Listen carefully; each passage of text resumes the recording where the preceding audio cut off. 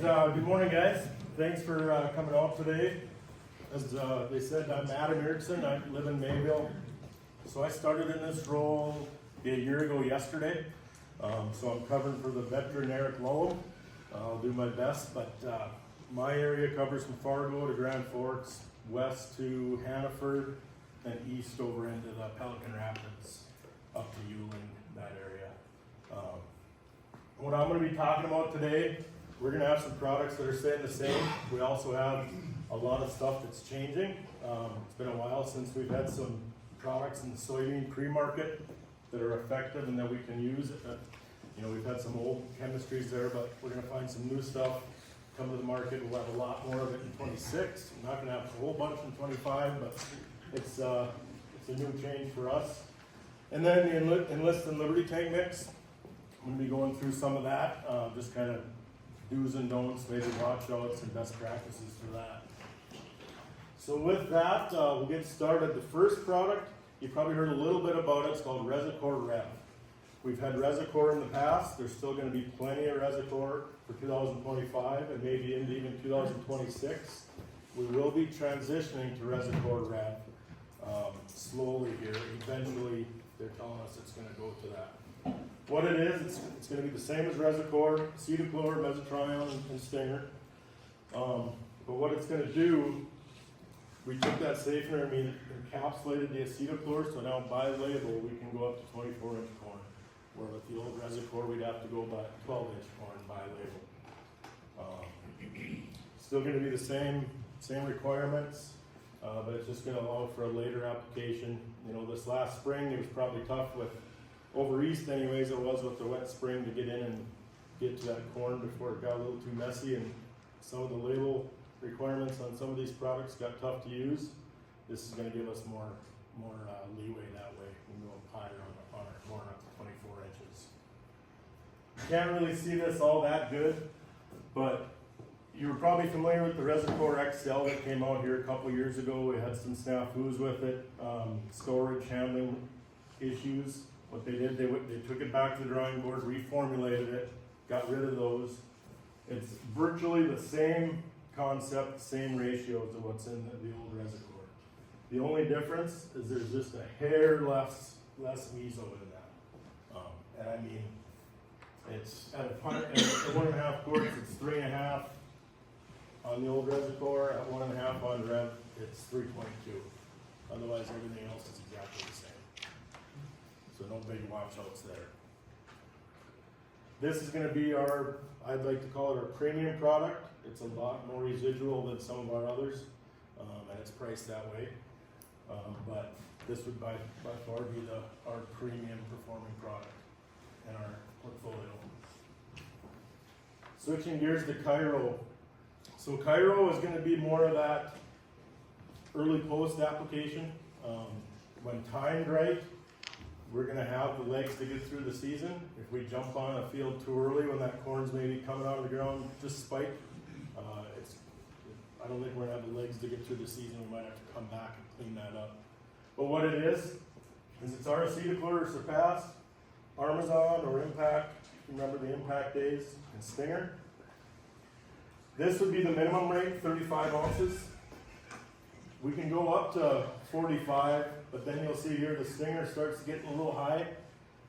I'd say 35 to 40 is going to be very good rates for our area. If you're familiar with Armazon Pro, 38 ounces of Cairo will be equal to 18 ounces of Armazon Pro. And plus the Stinger is going to be in there. We're going to want atrazine in the tank, Roundup in the tank. We're going to get very good burn down with that. It'll take emerged weeds. It'll take larger weeds. That's the big thing too. I'd say perfect timing with this. If you can wait that long, V3, V4, go out 35 to 38 ounces or even 40 if you're comfortable with that much Stinger for the next year, and you'll have good results with that. Here's kind of just what it controls a lot of weeds. It's going to be good on pigweed, lamb's quarter, ragweed, water nymph, all our troublesome weeds. We're going to have good results with this. Any questions on Cairo? It's been around a couple of years now. Certainly hasn't been around as long as Reservoir. This isn't priced, this would be much more economical versus like a Reservoir Rev. But the residual play in there is why. There's a lot more residual with Reservoir Rev. Are you going to dry beans after this or no? So by label right now, we're working on that. It's 18 months to dry beans with Cairo. Even though all three components of that product, Stinger, the Artisan, and Cedar, we can go back. On our label, we're saying it's 18 right now with Cairo.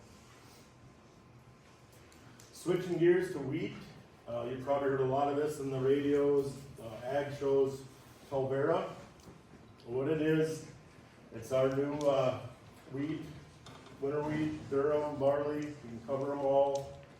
The standout with this is our wide open rotation flexibility. You can come back to peas, lentils, back 9 months.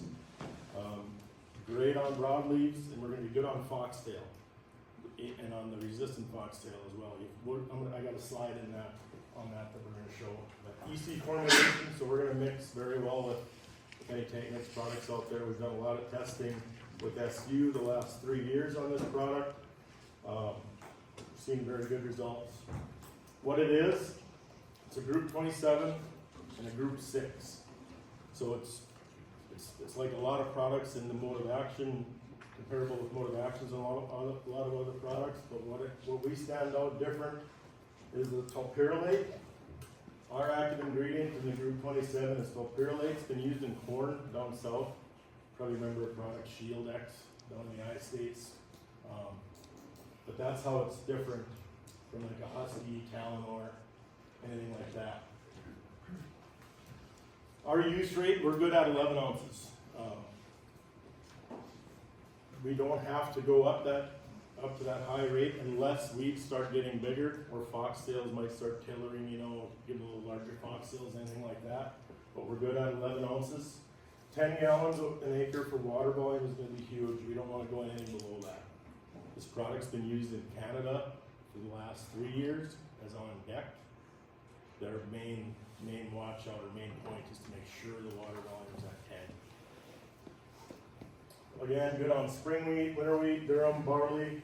Rain fast is an hour. We can go one leaf all the way through jointing, up through the jointing. Here's again our crop rotation intervals. Good at 9 months with all these.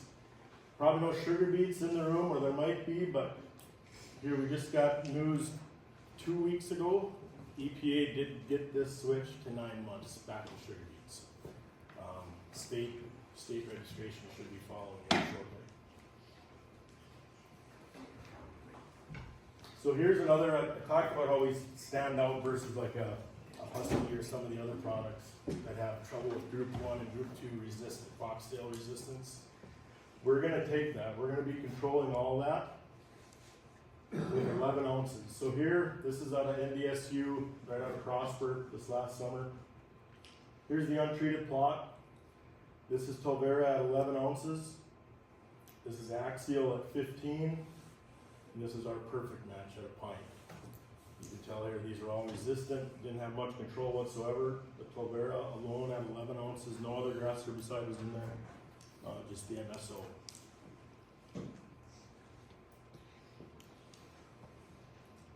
So remember I mentioned that product on deck in Canada. So this is a picture out of Canada where they had large kochia. And this is just showing the activity we had on kochia. We don't want to wait till that kochia gets that large, no doubt, to go after it. But this was at 11 ounces, sprayed on June 14th, and that's what it looked like. So there's definitely good activity on kochia. This is kind of where we want to target kochia more, with any product. This is where we're at 3 days after treatment, and this is 12 days.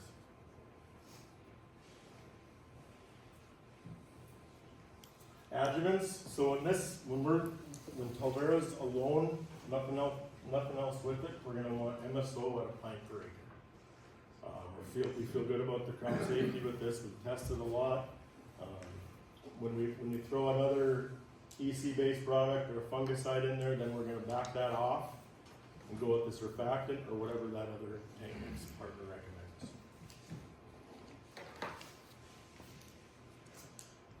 And here's just another kind of summary, 10 gallons of water. One watch out they had in Canada, and that goes with kind of everything too. Cooler nights the night before you're spraying, down in the low 40s. Maybe we don't want to jump on that field right away that morning. Give the weeds some time to get going again and get growing before we go out there and spray. And small weeds, water hemp, kochia, it's fine by itself on those weeds, but we'll keep it small, and we'll have good results. Anything else on Corteva? Any questions?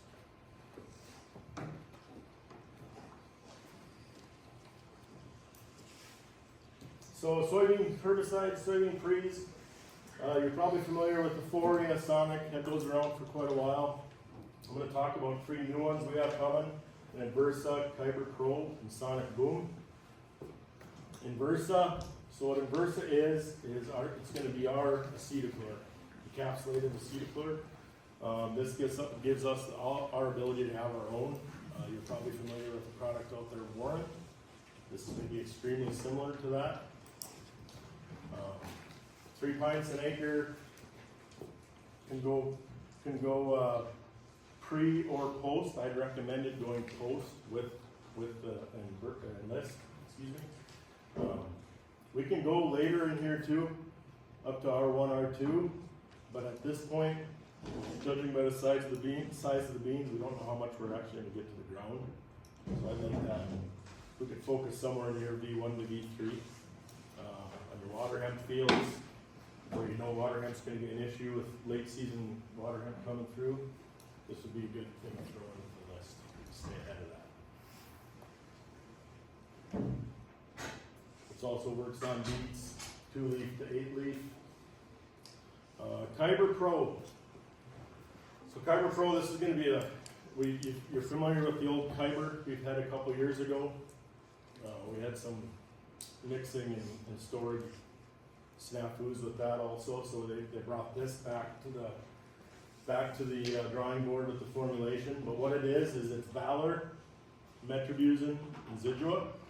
So there's a lot of horsepower there. We can use it for a burn down. If we use it for a burn down, we're going to want MSO and AMS with it. A pint per acre.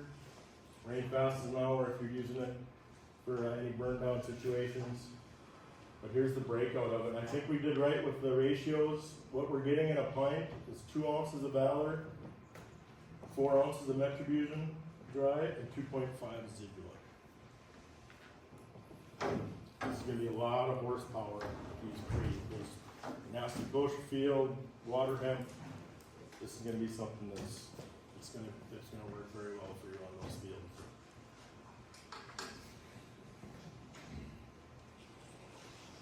Sonic Boom is another new one for us. For the old Sonic. What we did with Sonic Boom, we took the first rate portion out and we added Metribuzin.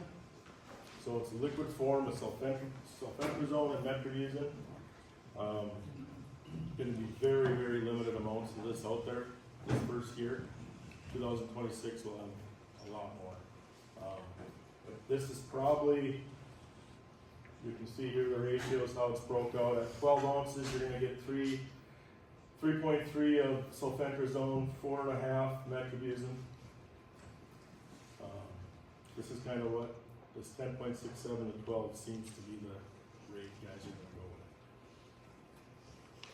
with. In my mind, we're a little Metribuzin heavy on our rate. So I mean, if you wanted to, you can spike in some more sulfentrazone with that. Any questions on any of those pre's?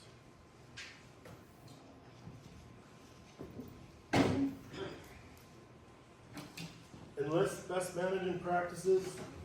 Been a hot topic here all winter long for us. What we're going to recommend is Enlist and Liberty together. We're going to recommend our Inversa in that tank with it. Group 1, for your volunteer corn, we're going to want MSO with that too. That's going to greatly enhance performance. and 3 pounds of AMS. I came from the BASF side. 3 pounds of dry AMS works very well when you're working with Liberty. It's just, there's some products out there that are gaining traction on the liquid side that I think probably do have enough AMS in there, but 3 pounds of dry seems to be very, very effective. Start with a pre, keep your water volume at 15 to 20 gallons of water. 20 gallons would be great. 15 is adequate. Use a good nozzle and target small weeds. Start with a pre is huge. I mean, no matter what pre you guys use, I think I encourage you to use something. Even the past few years, with even less rainfall or not a lot of moisture to activate it, you can still see where that pre's been. This is a slide here showing on Liberty alone versus the Liberty Plus Enlist. You can see here, over on the very end, there's water hemp here, and we're at 75% control with Liberty alone.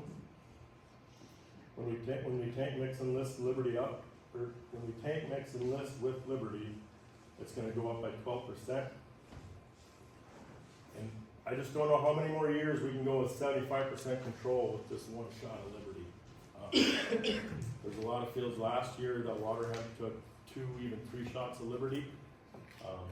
Liberty is something we want to keep around for a while. And Enlist for that matter. We don't want Enlist to go alone either. We'd much rather have Liberty in our tank with us. And we're in Liberties also. Any questions on any of this?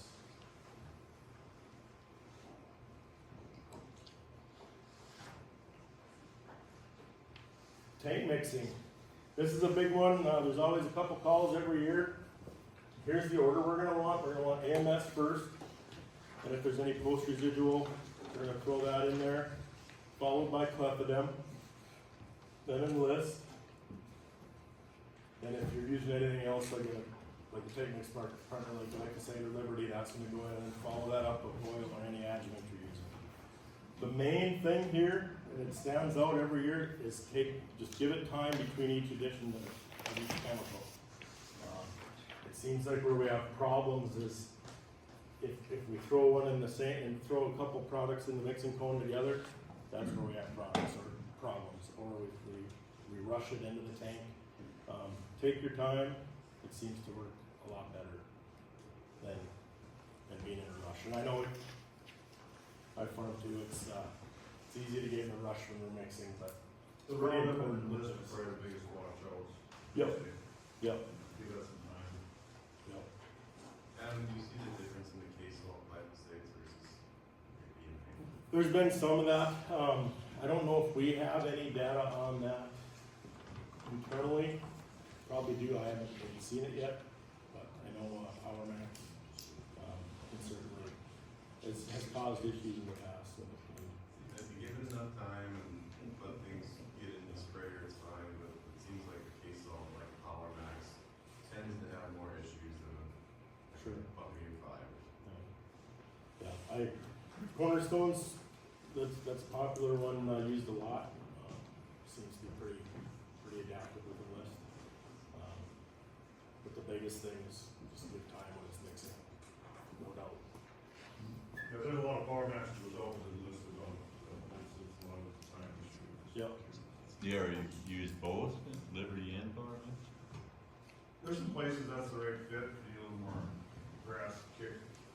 To throw all 3 in, you mean? Yeah, there's a lot of that. Yep. Yep. When Roundup was $50, I wasn't all interested in it, but now Roundup. Right. There's places that make sense. Yep. Here's just our program approach, showing what we have to offer. Enlist, our pre's, got a fair amount of pre's now to pick from there. And our post tank mix partners, Inversa. Ever Prex, I didn't have any slides on it. That's our resveratrol. Inversa again is our encapsulated acetyl. Was gonna touch on Viatude. Viatude is our fungicide. It was new last year. It's Proline and Approach, labeled in soybeans and canola.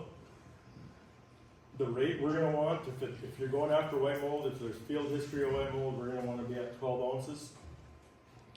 We can do some things with plant health if you're only focusing on that and soybeans at 8 to 10.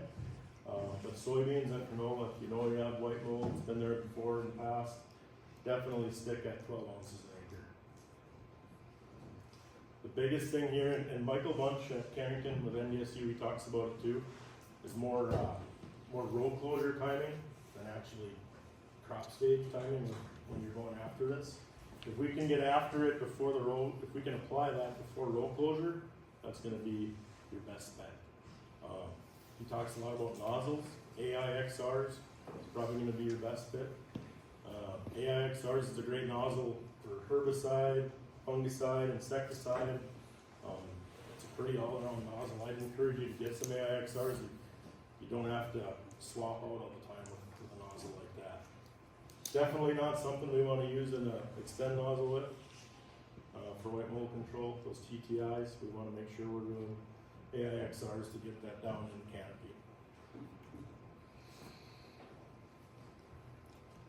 Here's a test we had. This was in Traverse County. I think it was last year, a coworker of ours. He went at the 10 ounce rate, didn't have a lot of white mold pressure, and he got a 5 bushel response on soybeans.